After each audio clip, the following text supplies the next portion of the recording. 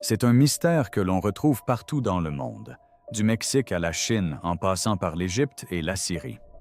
Le dieu mésopotamien Hanbag a longtemps fasciné les esprits. Aujourd'hui, il est étudié sous un jour nouveau.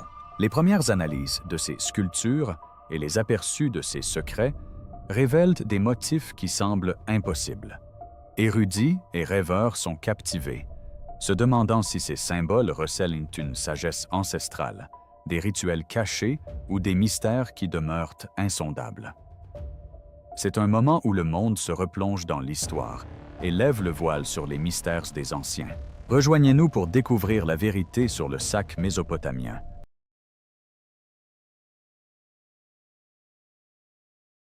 Un sac hors du temps, au cœur de la Mésopotamie, berceau des premières cités bâties de briques de terre crues et baignées de soleil. Un étrange objet commença à apparaître régulièrement dans les sculptures de pierre. Petit et d'apparence ordinaire, il n'en dégageait pas moins une signification troublante. Sur les panneaux ornant les murs des palais, dans les scènes de rituels et de mythes, entre les mains des dieux et des gardiens, cet objet réapparaissait avec une assurance immuable. Un sommet arrondi, une base solide, une anse robuste. Aujourd'hui, beaucoup l'appellent le sac à main mésopotamien, tant la ressemblance est frappante, mais pour ceux qui l'ont sculpté, il était bien plus qu'un simple contenant. Lorsque les archéologues ont commencé à dégager la poussière des palais assyriens, ils ont découvert de longues rangées de statues ailées, figées dans la pierre. Ces statues se dressaient en procession silencieuse, les corps robustes, les ailes déployées, les visages sculptés avec dignité. Chacune d'elles tenait deux objets. D'une main, une forme de pomme de pin levée vers l'arbre de vie sacré. De l'autre, le sac mystérieux. Le message était sans équivoque, même après des millénaires. Quelle que soit leur signification, ces objets touchaient à un aspect fondamental de la vie cérémonielle du monde antique. Les textes et les inscriptions ont permis d'éclaircir une partie du mystère. Le prétendu sac était en réalité un sceau rituel utilisé lors de cérémonies de purification. Elle contenait de l'eau sacrée, recueillie pour bénir, protéger et renouveler. Lorsqu'un prêtre ou un serviteur divin trempait la pomme de pin dans cette eau et l'aspergeait sur une personne ou un bâtiment, cela symbolisait la purification et l'harmonie. Les Mésopotamiens vivaient dans un monde où le désastre n'était jamais loin. Les rivières pouvaient déborder, les tempêtes ravager les champs, les ennemis envahir le pays. Les rites de purification étaient leur façon de demander aux cieux de tenir le chaos à distance. L'objet qui ressemble à un sac à main n'était pas décoratif. Il était fonctionnel au sens le plus sacré du terme. Il jouait un rôle dans des rituels destinés à maintenir l'équilibre du monde. Ce sceau, appelé bandoudou, avoue sa forme reproduite avec une remarquable constance par les artistes pendant des siècles. Plus les chercheurs l'étudièrent, plus ils y décelaient un motif récurrent. Les nobles gardiens qui portaient le sceau étaient appelés apkallu, protecteurs des rois et maîtres des premiers hommes. Leur seule présence suggérait que le sceau s'inscrivait dans une tradition plus ancienne et plus profonde. Dans certaines scènes, ils entouraient l'arbre de vie sacré, symbole de croissance, de sagesse et d'essor de la civilisation. Le sceau et la pomme de pin formaient un rituel, l'un contenant l'eau de vie, l'autre l'appliquant. En d'autres termes, c'était une cérémonie de nourriture, une cérémonie de création continue. Même le choix des matériaux avait son importance. Certains sceaux arboraient des motifs détaillés évoquant le métal. D'autres semblaient lisses, comme du bois sculpté. Ils ont probablement été conçus pour différents grades ou à des fins diverses. Ils étaient peut-être transportés dans les temples ou dans les jardins où les rois priaient à l'aube. Quel que fût leur usage, ces objets étaient traités avec vénération. Leur présence entre les mains des dieux et des esprits témoignait de leur caractère exceptionnel. Ils symbolisaient l'accès à un royaume sacré. C'est pourquoi ils fascinent tant le regard moderne. Cette fascination tient aussi au fait que le seau semble inaccessible. Nous connaissons son objectif dans les grandes lignes, mais pas tous les détails. Grâce au temps et à la technologie, la situation a considérablement évolué. Voici ce que nous savons. Plusieurs civilisations, un seul sac. À travers le monde, bien au-delà des fleuves et des palais de Mésopotamie, une curieuse tendance a commencé à se dessiner. Érudits et explorateurs ont constaté que la forme du sac à main ne restait pas l'apanage d'une seule civilisation. Elle est apparue en des lieux séparés par les océans, les montagnes et les siècles. Dans les pierres anciennes d'un sanctuaire perché sur une colline en Turquie, aujourd'hui connu sous le nom de Göbekli Tepe, des figures sculptées datant d'une époque antérieure à l'agriculture elle-même tenaient des objets à la silhouette harmonieuse. 3 formes arrondies étaient disposées au-dessus d'un long banc sculpté, chacune présentant une courbe semblable à une poignée. Ces sculptures ont été réalisées par un peuple ayant vécu il y a plus de 10 ans, à une époque où les villes et l'écriture n'existaient pas encore. Ils se réunissaient sur cette colline pour sculpter des animaux, prier et partager des récits que leurs descendants ne consigneraient jamais. Et pourtant, sur leurs piliers sacrés, la forme du sac à main mésopotamien apparaissait en triple exemplaire, comme soigneusement mise en valeur. Un message à décrypter.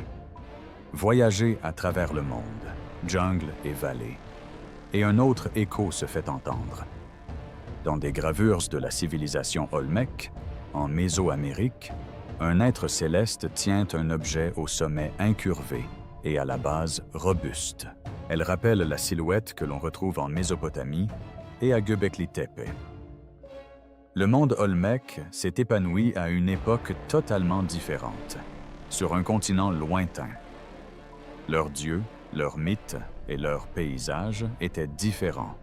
Et pourtant, l'emblème était là, porté avec la même dignité sereine. Chez les Mayas, bâtisseurs de temples grandioses et de cartes stellaires, ce symbole réapparut.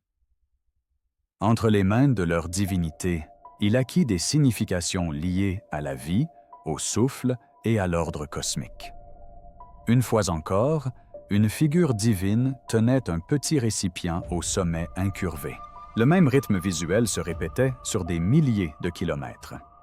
Même dans l'Anatolie antique, à travers les plaines montagneuses et les forteresses dispersées, certaines sculptures évoquaient des formes similaires tenues par des fidèles ou sculptées près d'animaux sacrés.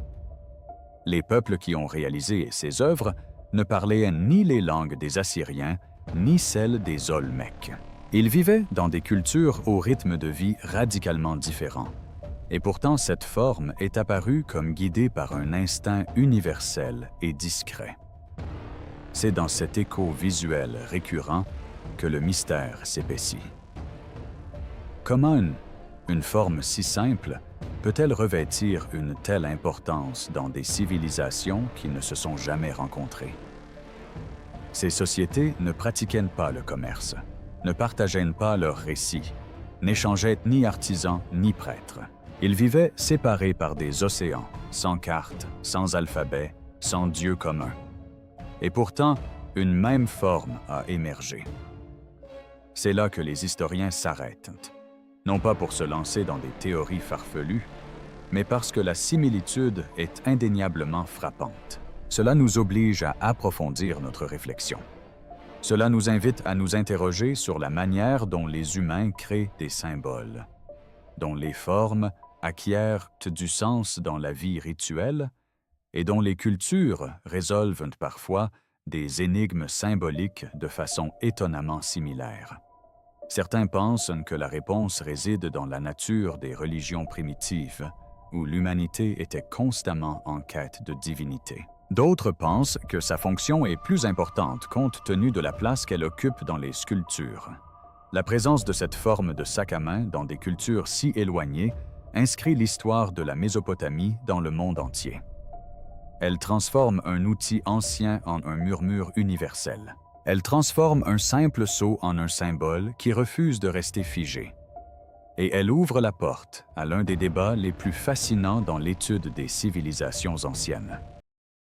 Voici ce que les scientifiques ont à dire. Les chercheurs, les archéologues et les historiens travaillent avec des fragments d'histoire, tentant de comprendre la civilisation antique et ses nombreux mystères. Ils progressent avec précaution à travers les ruines, suivant du regard les lignes gravées par des mains disparues depuis longtemps. Ils examinent des tablettes portant des inscriptions anciennes. Ils comparent les rituels, les objets, les mythes et les langues. Au fil de leurs recherches, le sac à main révèle une histoire plus mesurée, ancrée dans le rythme quotidien de la petite enfance plutôt que dans des événements extraordinaires. Pour ces érudits, les sculptures des palais assyriens et babyloniens ne sont ni des messages codés, ni des vestiges d'une science oubliée.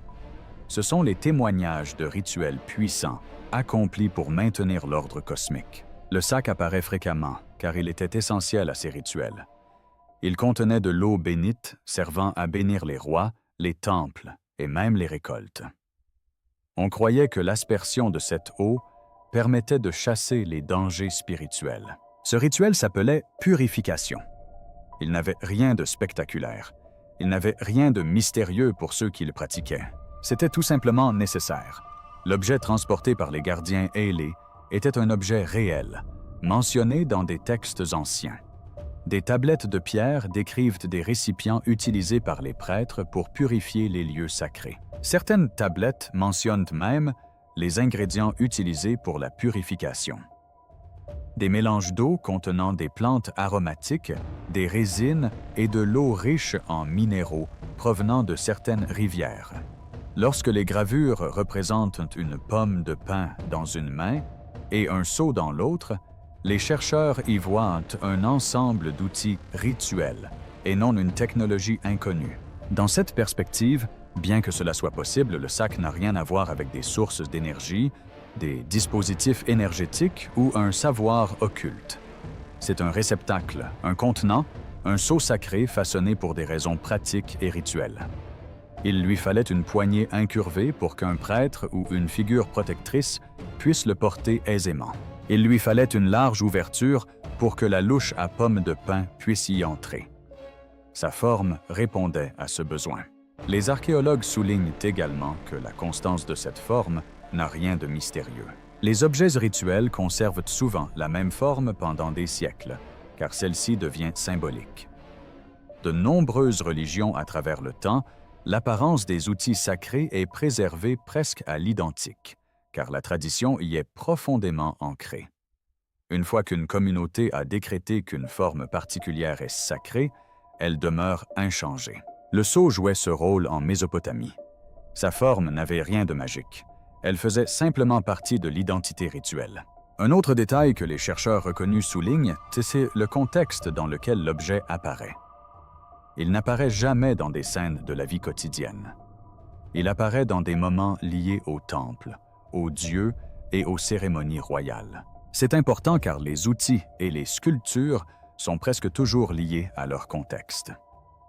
Un instrument de musique apparaît dans une scène musicale. Un outil agricole apparaît dans un champ. Un sceau rituel apparaît dans les scènes de purification. Les sculptures sont cohérentes et non mystérieuses. Même les figures zélées portant le sceau sont bien comprises. Les érudits les identifient à des gardiens mythiques, destinés à protéger le roi des dangers spirituels. Ils symbolisent la sagesse et l'ordre divin, et non des êtres ayant réellement vécu parmi les hommes. Ils incarnent l'idéal de protection, l'idée que des forces invisibles veillaient sur le royaume. Leur présence près du sceau souligne la nature rituelle de l'objet plutôt que d'amplifier son mystère. Les chercheurs s'intéressent également aux comparaisons établies avec des cultures éloignées. Ils soutiennent que des formes similaires apparaissant à travers le monde n'impliquent pas nécessairement une origine commune. Partout dans le monde, les êtres humains ont eu besoin de contenants. Un petit sac muni d'une anse est l'une des formes les plus simples à réaliser. Il est pratique pour transporter des graines, de l'eau, des épices ou des objets rituels. Les formes pratiques apparaissent souvent indépendamment dans différentes sociétés car elles résolvent le même problème de la même manière. Cela ne rend pas les sculptures moins intéressantes. Cela les ancre simplement dans la réalité de la créativité des premiers humains. De plus, les archéologues mettent en garde contre l'idée que toutes les formes similaires aient la même signification. En Mésopotamie, le sac est associé à la purification.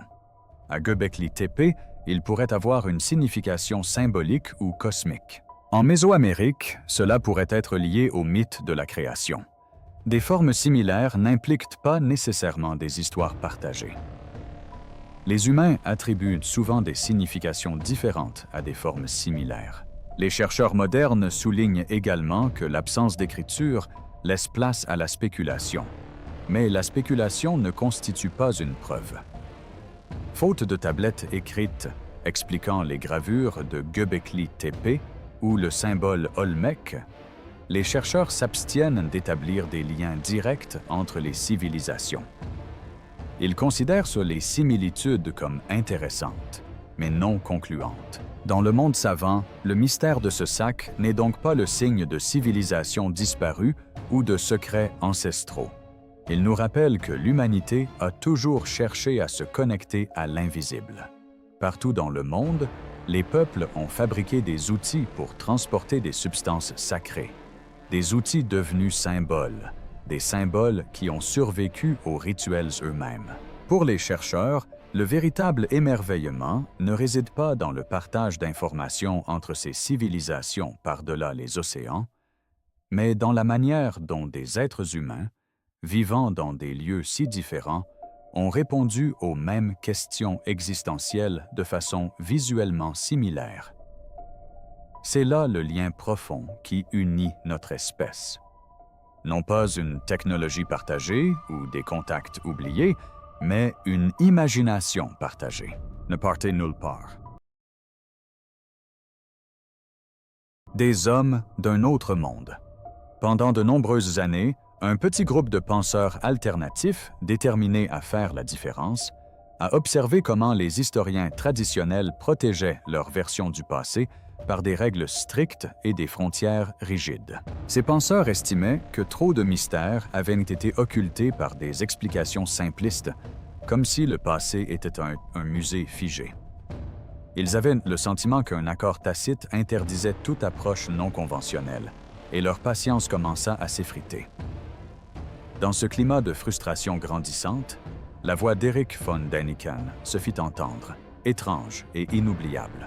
Il s'est joint à la conversation tel un voyageur porteur d'une idée presque incroyable, et pourtant étrangement familière, comme si elle avait toujours été secrètement envisagée. Sa vision du monde antique ne se rangeait pas sagement sur les étagères de l'histoire. Il croyait que nombre d'objets anciens n'étaient pas seulement des symboles culturels, mais aussi les signes de visiteurs venus d'au-delà du ciel. Pour lui, les petits sacs sculptés trouvés dans des contrées lointaines étaient bien plus que de simples ornements. C'étaient des outils portés par des êtres qu'il décrivait comme des dieux ayant côtoyé les premiers humains. Selon son interprétation, ces visiteurs n'étaient pas des esprits surnaturels, mais des voyageurs venus d'un autre monde, des êtres possédant un savoir infiniment supérieur à tout ce que les premiers humains pouvaient comprendre. Il les imaginait parcourant le monde antique avec une détermination silencieuse, partageant un savoir qui a façonné les premières civilisations. À ses yeux, ces sacs sculptés étaient comme des trousses à outils portables. Ils pouvaient contenir des objets, des germes de connaissances, des objets de contrôle de l'énergie ou des instruments qui ont aidé ces visiteurs à guider les premiers pas de l'humanité. Lorsque les historiens traditionnels expliquèrent les similitudes de forme des sacs à main à travers des civilisations très éloignées par une imagination humaine partagée, von Däniken jugea cette ressemblance trop frappante, trop précise, trop tenace pour être ignorée. Il y voyait la marque laissée par les mêmes mains, ou du moins par une même influence, s'étant discrètement propagée à travers le monde dans des temps immémoriaux. Ces idées se répandirent rapidement. Ils se sont plongés dans les documentaires, les livres, les conversations, et même les murmures entre ceux qui sentaient qu'il manquait quelque chose à l'enseignement de l'histoire. Et chez nombre d'entre eux, quelque chose s'est éveillé. Ils ont perçu le monde non plus comme un puzzle clos, mais comme un puzzle ouvert, regorgeant de pièces manquantes enfouies sous la poussière et le temps. La théorie de von Däniken a trouvé un écho auprès du public pour des raisons qui dépassaient largement le cadre du sac sculpté lui-même. L'être humain est fasciné par les théories qui le poussent au-delà des certitudes. Il aime imaginer ce qui pourrait se cacher juste aux confins de l'explication. Les gravures anciennes sont déjà mystérieuses, mais lorsqu'un symbole familier apparaît sans cesse à travers les continents, il devient difficile de l'ignorer. On commence à s'interroger sur ce qui s'est passé bien avant que l'histoire ne prenne la peine de le consigner. Il y a aussi le pouvoir simple des images. La répétition visuelle agit comme un indice, même lorsque la logique propose une autre réponse. Et dans cet espace silencieux entre le connu et l'inconnu, l'imagination s'épanouit. Malgré des recherches approfondies, de nombreux pans du monde antique demeurent obscurs. Des civilisations sont apparues avec une splendeur soudaine. On bâtit des merveilles qui déconcertent encore les experts, puis ont disparu sans laisser d'explication suffisante. Ces espaces vides suscitent des interrogations. Ils suscitent l'émerveillement. Ils évoquent la possibilité qu'un événement extraordinaire ait jadis marqué l'histoire de l'humanité. L'idée que les premiers humains aient pu interagir avec des visiteurs venus du ciel transforme l'histoire en une aventure riche en messages cachés et en rencontres oubliées. Elle insuffle la vie à chaque artefact. Chaque ruine est comme une porte, chaque symbole ancien, comme une énigme prononcée dans une langue ancestrale. Et sous tout cela se cache quelque chose de tendre et de profondément humain. La quête du savoir et la beauté de la découverte. Ce n'est que le début. Restez à l'écoute. Le mystère demeure. Malgré les débats entre érudits traditionnels et les spéculations des théoriciens des anciens astronautes, l'énigme du petit sac de pierre ne s'est pas résolue. Au contraire, elle a ouvert un champ d'idées encore plus vaste. Des personnes issues de divers courants de pensée prirent la parole, chacune apportant sa propre explication, telle une lanterne dans l'obscurité. Aucune n'était pleinement d'accord avec les autres, et pourtant chacune contribua de manière significative à l'énigme, comme si l'ancien sac invitait le monde à envisager toutes les portes possibles de l'imaginaire humain. Les symbolistes furent parmi les premiers à s'exprimer. Ils pensaient que les premiers artistes ne sculptaient pas des formes uniquement à des fins décoratives. Pour eux, le petit sac n'était pas un simple sac. C'était un réceptacle cosmique, un symbole silencieux de l'univers lui-même. Ils l'imaginaient comme un réceptacle sacré renfermant l'essence de la vie, à l'instar des anciens qui pouvaient concevoir le ciel comme une vaste voûte ou les océans comme le berceau de la création. À leurs yeux, le sac représentait la voûte céleste, la source mystérieuse d'où jaillissait toute vie. Ils voyaient dans l'anse l'arche du ciel et dans le corps du sac, le sein de la nature. Cette interprétation a magnifié le petit objet, le transformant en symbole des commencements, rappelant que les esprits anciens décrivaient souvent le monde par des formes sacrées plutôt que par des mots. Les philosophes de tous les temps sont ensuite intervenus, non pour contester, mais pour apporter une nouvelle perspective. Ils croyaient que les êtres humains, à travers le monde, partagent des schémas de pensée profonds qui jaillissent comme des sources d'une même source cachée. Pour eux, le sac sculpté était un archétype, une forme qui surgit naturellement dans l'esprit humain à travers les âges et les continents. De même que partout dans le monde, on dessine des cercles pour le soleil ou des triangles pour les montagnes, la forme du sac pourrait avoir émergé d'un langage intérieur partagé. Ils pensaient que les humains créent des symboles similaires, parce que leur esprit suit des chemins similaires. Ainsi, la ressemblance entre des civilisations lointaines ne nécessitait pas de contact direct. Seule une structure de pensée humaine partagée suffisait. Leur regard était empreint de douceur et de réflexion, considérant le sac comme l'écho d'une dimension profonde de la nature humaine. Vinrent ensuite les théoriciens de l'agriculture, fermement attachés à la terre et au sol. Ils pensaient que le monde antique était bien plus pragmatique que mystique. À leurs yeux, le petit sac pouvait contenir de véritables graines. Il représentait les premiers prêtres ou des figures sacrées portant de petits récipients remplis de grains, symbolisant la promesse de nouvelles récoltes. Cela leur paraissait logique, car de nombreux dieux antiques étaient liés à l'agriculture, à la pluie et au renouveau de la terre.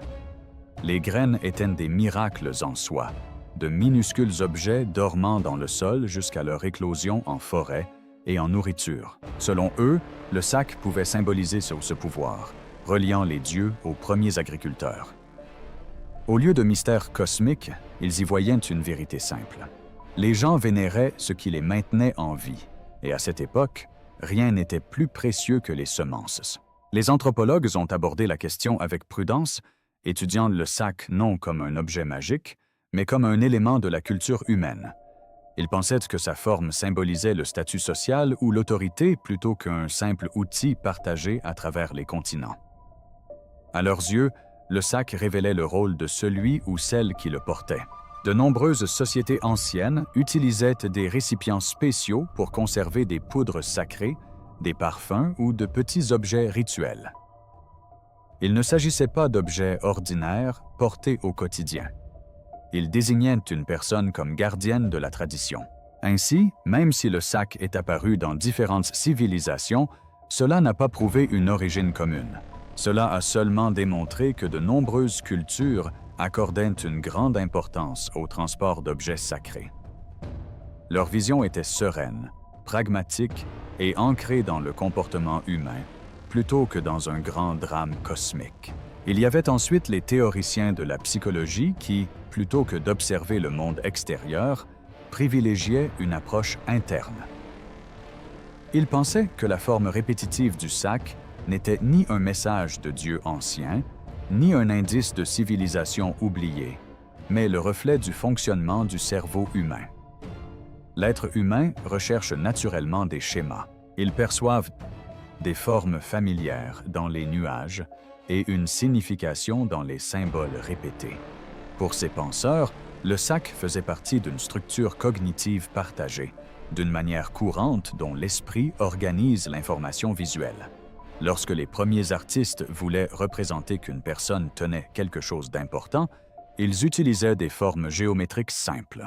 Un rectangle au coin arrondi et au sommet incurvé constitue une forme simple et naturelle pour un objet destiné à être porté.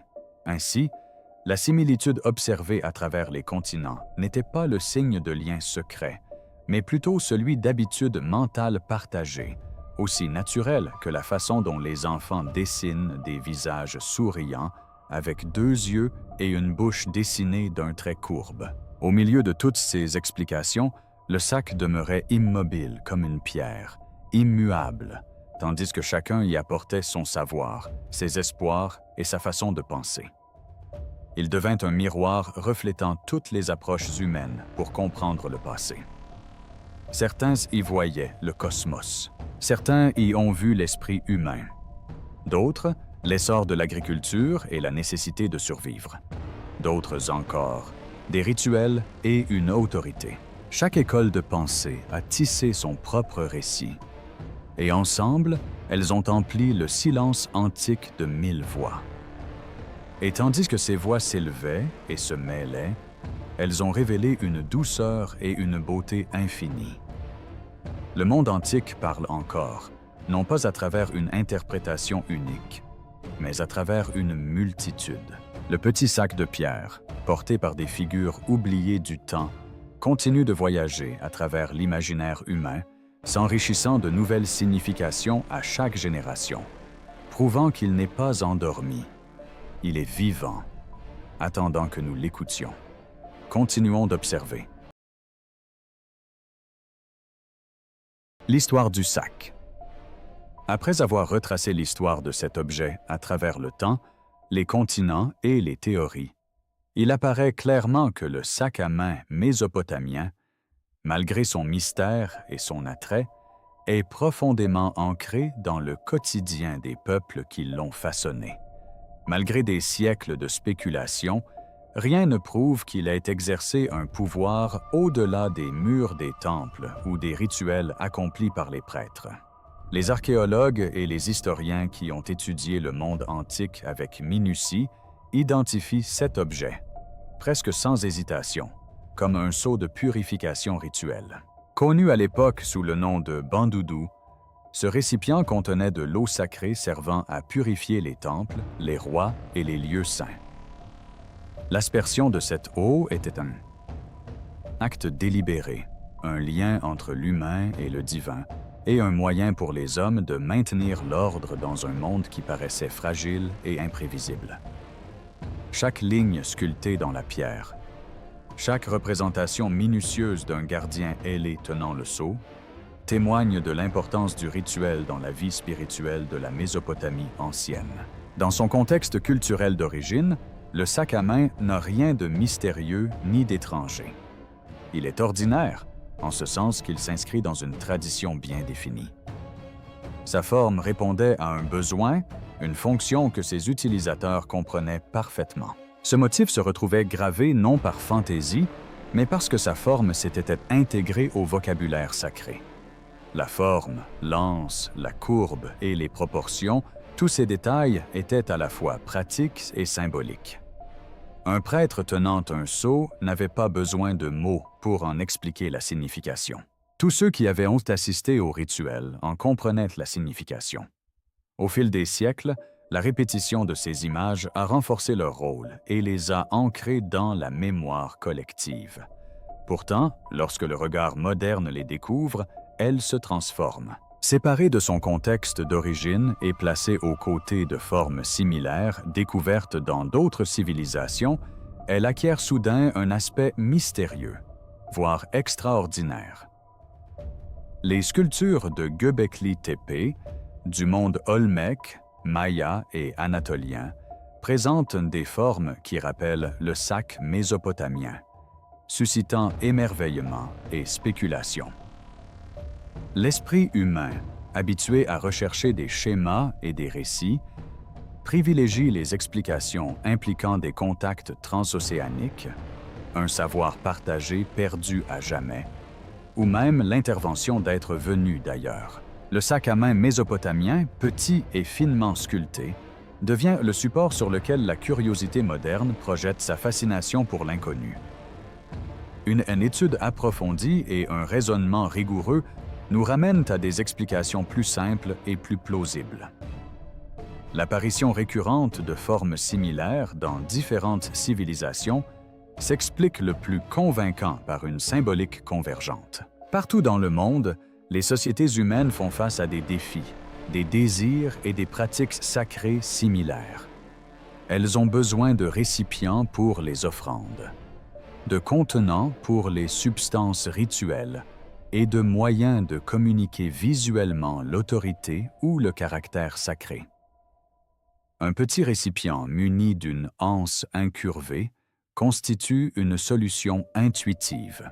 Elle est facile à créer, facile à reconnaître et visuellement claire. Dans différentes cultures, la même solution apparaît, façonnée par la nécessité pratique, la fonction rituelle et les tendances cognitives de l'esprit humain.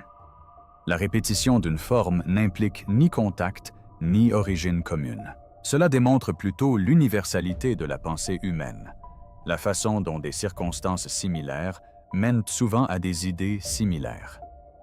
Les liens transcontinentaux, bien qu'ils stimulent l'imagination, restent à prouver.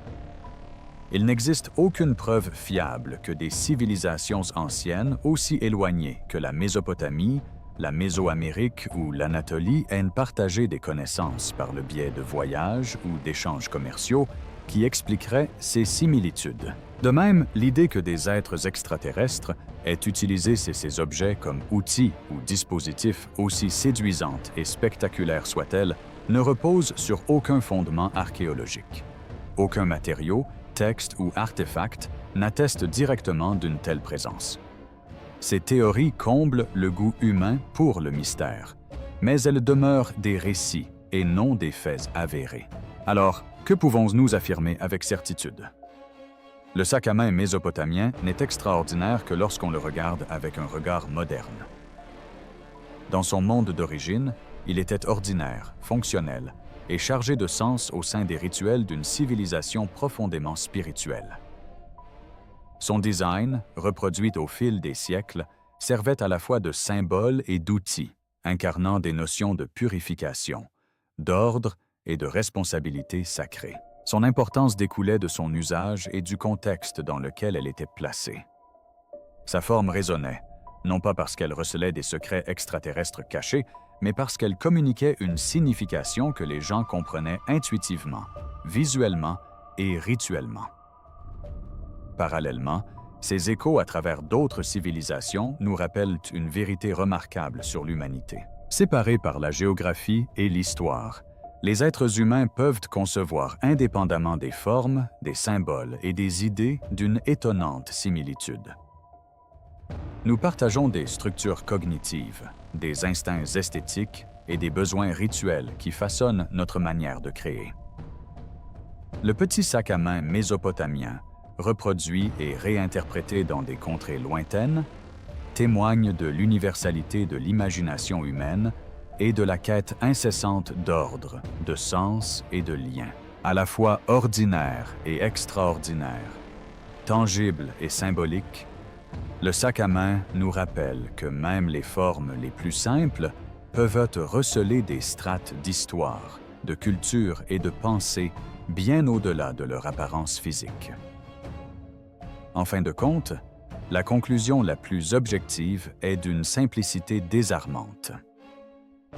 Le sac à main est un objet rituel propre à sa culture, un outil pratique sublimé par le rituel et le soin artistique. Sa forme, que l'on retrouve dans des cultures lointaines, témoigne de la créativité humaine et de schémas cognitifs partagés, plutôt que de voyages secrets, de savoirs perdus ou d'interventions extraterrestres. Petit objet chargé d'histoire, il est ordinaire pour ceux qui l'ont sculpté, extraordinaire pour ceux qui le découvrent des millénaires plus tard. Il nous enseigne que les êtres humains, quelle que soit l'époque et le lieu, parviennent souvent, indépendamment les uns des autres, à des symboles qui se font écho, offrant un aperçu des liens profonds qui unissent l'expérience humaine à travers le temps et l'espace. Alors, quelle est votre théorie concernant ce sac à main ancien? N'hésitez pas à partager vos idées dans les commentaires. Pensez à liker et à vous abonner. Merci d'avoir regardé. On se retrouve dans la prochaine vidéo.